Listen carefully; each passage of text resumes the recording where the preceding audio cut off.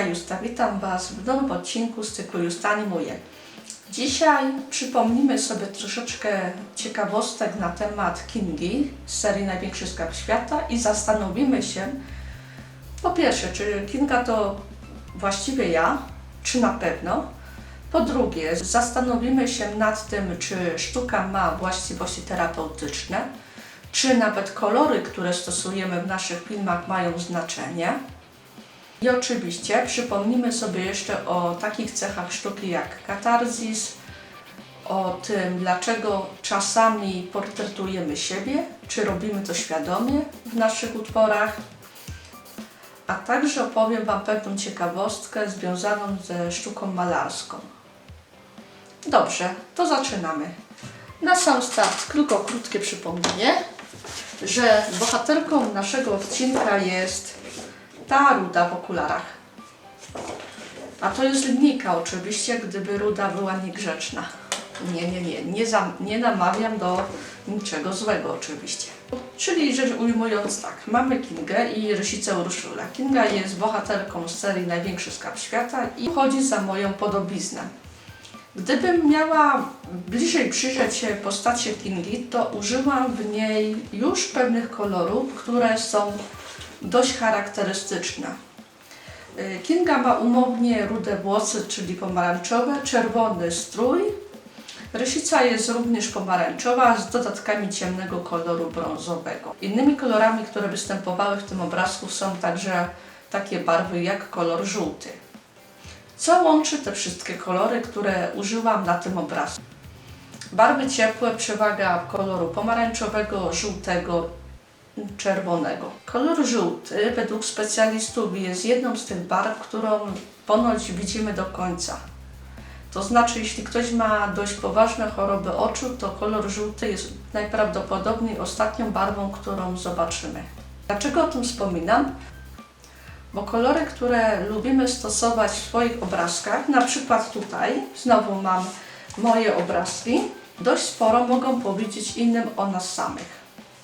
Tutaj akurat jest dość taka fajna sprawa, bo z popularnych barw, które stosuję, są również na przykład kolor niebieski, ale w zasadzie jako kolor nie za ciemny. Oznacza to, że ja od zawsze lubiłam używać kolorów jasnych, tak zwanych ciepłych, lub jeśli używałam barwy zimne, tak jak kolor niebieski, to raczej nie używałam tych odcieni bardzo blisko koloru czarnego. Zapewne są to kolory, które mi się najbardziej lubi odróżniać. Nie używam za często kolorów pastelowych, bo kolory pastelowe są bardzo blisko koloru białego w moim odczuciu. Dlaczego opowiadam o tym odróżnianiu kolorów? Właśnie dlatego, że w tym odcinku chcę Wam uzmysłowić, że kolory, które stosujemy, nie bywają przypadkiem. Dlaczego tak uważam? Bo miałam jedną ciekawą przygodę na festiwalu Okwa w Koninie, filmów niezależnych. I tam już właśnie przypomniano mi, że prawdopodobnie właśnie kolory, które stosujemy, dużo mówią po prostu o naszej sztuce. Co ciekawe, zauważyłam jeszcze jedną rzecz. Osoby, które są pasjonatami, na przykład w filmach animowanych, nie boją się używać przeróżnych kolorów. I ich filmy są kolorowe. Natomiast osoby, które były w kategorii tych bardziej profesjonalnych twórców, i to też jury zwróciło im na to uwagę w tych konkursach, że lubią tak zwane bezpieczne kolory. To znaczy lubią robić filmy czarno-białe. Filmy w skali szarości, gdzie czasami wyróżniał się jeden kolor. Co ciekawe, filmy kolorowe nie tylko mówią nam o tym, że dany twórca na przykład najbardziej czuje się dobrze używając kolorów, które najlepiej mu się ogląda, ale także kolory w filmach mówią dużo o nastroju danego dzieła. Kiedy tworzymy filmy latynoamerykańskie, załóżmy, w takiej konwencji, Ameryka Południowa, to bohaterowie tych filmów raczej będą pojawiać się właśnie na tych barwach ciepłych. Na tych barwach, które są takie odzwierciedlające troszeczkę ich właśnie takie zamiłowanie do nawiązywania przyjaźni, takie wręcz ciepło, które emanuje z tych postaci. Natomiast kiedy zobaczymy na kino skandynawskie, to jednym z najbardziej dominujących kolorów w tym kinie okaże się barwa niebieska, podkreślająca właśnie taką mocną introwertyczność, może nawet czasami bojaźliwość przed nawiązywaniem relacji międzyludzkich u Skandynawów. Zatem kolor postaci, którą rysujemy, to jest nie tylko ta kwestia percepcji, że najlepiej nam się odróżnia daną barwę. Gdy na przykład używałam ciemnego niebieskiego i ciemnego zielonego i miałam dwie kredki przed sobą, to czasami dopiero po nałożeniu kredki na papier domyślałam się, że oj, chyba wzięłam nie ten kolor, co trzeba. Kiedy zrobimy niebieską trawę, taka ciekawostka, to oczywiście bardzo łatwo ją poprawić na zielono. Czy wziąć żółtą kredkę i otrzymamy kolor zielony. Gorzej jak zrobimy zielone niebo. Czyli kolory mówią o nas pod kątem odróżniania barw, czy odróżniamy konkretne barwy, ale także czy nasi bohaterowie są na przykład introwertykami, czy ekstrawertykami, barwami, którymi posługujemy się w naszym filmie, możemy też informować naszego widza. Kolejną cechą naszych postaci jest też to, że one po części odzwierciedlają nas. I tutaj właśnie przypominę Wam taką ciekawostkę związaną ze sztuką malarską. Jan Matejko namalował na jednym z obrazów samego siebie, przedstawionego jako błazna Stańczyka. Ten błazen, jeśli dobrze pamiętacie, zamiast uczestniczyć w zabawach dworskich, siedział w fotelu, odłożył berło błazna i zastanawiał się nad losami Rzeczpospolitej. Za oknem przy zmartwionym błaźnie, Stańczyku, rozumianym jako może Matejko malarz, leciała kometa, która niestety była zapowiedzią nadchodzących nieszczęść związanych z naszą historią. Czyli w tym obrazie Matejki, który Wam tak na szybko zilustrowałam, pokazuje, że autor utworu może przedstawiać postać też jako siebie, jako swój autoportret. Może to być zabieg zamierzony lub niekoniecznie. Kiedy rysujemy własnych bohaterów, chcąc czy nie chcąc, dajemy im cechy charakteru, które znamy i cechy wyglądu, które znamy. A najbardziej znamy cechy wyglądu samych siebie. Wydaje się to być dziwne, to jak to, rysujemy swoje portrety?